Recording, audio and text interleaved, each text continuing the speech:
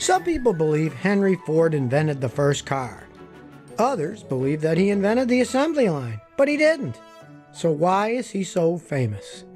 Well, Henry Ford had this idea that everyone in America should be able to afford a car. To make this a reality, he revolutionized the car manufacturing process. The innovations he made didn't just change the car-making business, but also helped America's 20th century middle class take off. Join us on a ride through Ford's history.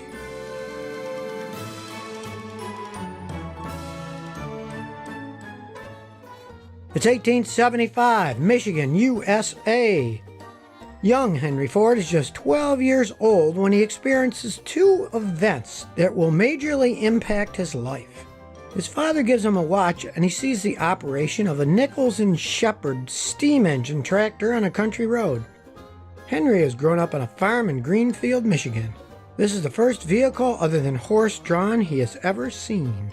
The next year, he successfully repairs a friend's watch. Taking it apart, he extracts a sliver from its working.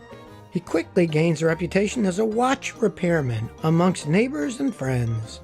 He hates farming, but he loves machines. 3 years later, he leaves the farm to work as an apprentice machinist in Detroit, but returns in 1882. He does little farming. Instead, he operates and services engines used by farmers. He thinks farm animals consume far too much hay and oats and believes farming should become more mechanized to make it easier for farmers. He attempts to make a farm tractor before he gets into making cars. During this time, he marries the daughter of a neighboring farmer, Clara Bryant. She will become an active suffrage fighting for the rights of women to vote.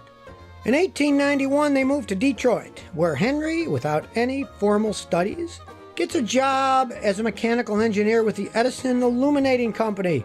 In his home workshop, he continues to build engines. Fast forward to 1896. Henry is now 32 years old.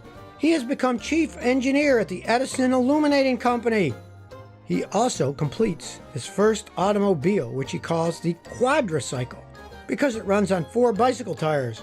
It's powered by a 2-cylinder ethanol engine that produces 4 horsepower. It has only 2 forward speeds with no reverse gear. After various test drives, it records a top speed of 20 miles an hour. He sells it for $200 and goes on to build another 2. Now he has come up with the idea of a low-price car for ordinary Americans. Most people think cars are only for the rich, but not Henry Ford.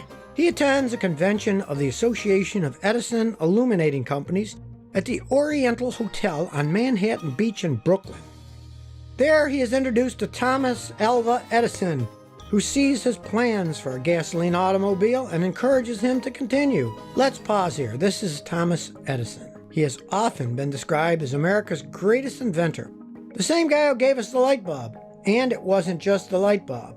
He also invented the phonograph and the motion picture camera.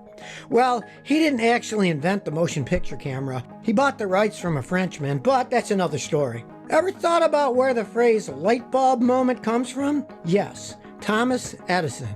The funny thing is, we often think inventors sit alone when that light bulb moment suddenly happens. But Edison was, in fact, one of the first inventors to apply teamwork to invention. So he applied principles of process, which allowed inventors to work together. We'll see later in the story how he and Henry worked together to produce an affordable electric vehicle. We know now they weren't successful at the time, which makes us wonder why. But let's continue on Ford's journey. After meeting Edison, Henry shows him his designs for an internal combustion engine. Edison encourages Henry to carry on, even though he believes the future is in electric cars. Turns out he was right. He was just ahead of his time by 100 years or so. It's now 1899. Ford leaves the Edison Illuminating Company to start his own company, the Detroit Motor Company. The following year, he releases his first vehicle, a gasoline-powered delivery truck. It gets great reviews, but is unreliable and slow. In an effort to get sales, the company creates a catalog that compares the cost of running the vehicle to the cost of a horse and carriage. Despite the effort, the company fails, but Ford tries again with the Henry Ford Company. By now, he has built a 26 horsepower race car.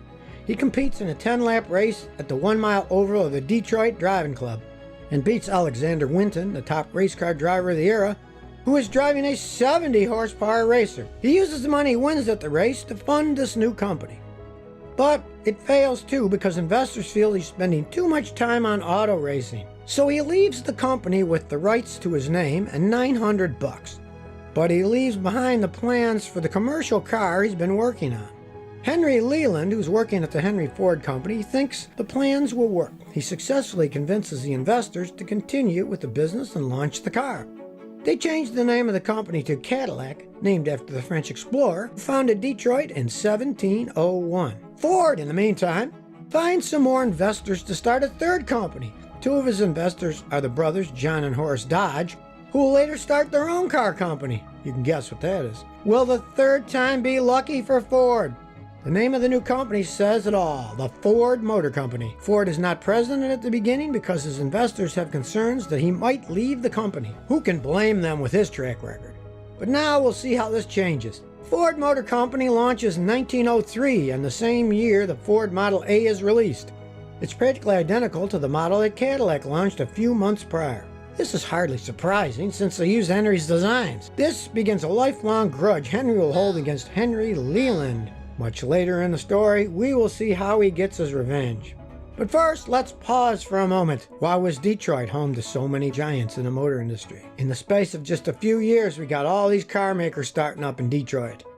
There's Ford, Cadillac, Dodge, and Lincoln, which Henry Leland went on to start a few years later. Why does Motor City, or Motown as Detroit becomes known, become the global center of the automotive industry? A key reason is location. It's along the Great Lakes Waterway, a major port and transportation hub. So this is how it happens. You get one motor company setting up their business there. They train and attract workers. Now motor company number 2 has set up shop. Detroit isn't the only transportation hub in the country, of course, but they've also got a skilled workforce. So motor company number 2 pulls in. Now you got even more skilled workers and the cycle continues. Before long, you've got a whole lot of motor companies across the road from each other. The same thing happened in Silicon Valley in the 1990s as it turned into a global hub for technology. But let's get back to our story. The Ford Motor Company is taking off. 1,750 Model A cars are made through 1903 to 1904. That's a few cars a day. 2 or 3 men work on each car. More models are released and more are sold each year. Then, in 1908, the Model T is released.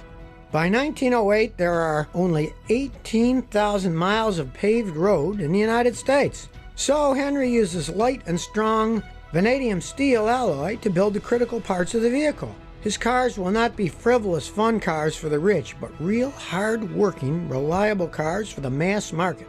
It's a huge success. In its first year, over 10,000 models are produced, and a few years later the number rises to 170,211. Before the model is retired in 1927, 15 million would be sold, making it one of the best-selling vehicles of all time. It is considered by most to be the most important car ever made. But that still isn't enough for Henry. He's looking for ways to make cars more affordable. In part 2, we will learn how he speeds things up with the world's first moving car assembly line. Henry doesn't invent the assembly line, but he makes huge improvements to it. We'll see in part 2 how the moving assembly line changes the world forever. And that's not all Ford does. He also surprises everyone by doubling his workers' pay. So lots more exciting stuff is coming up in part 2. If you liked this episode, please support us by sharing the video.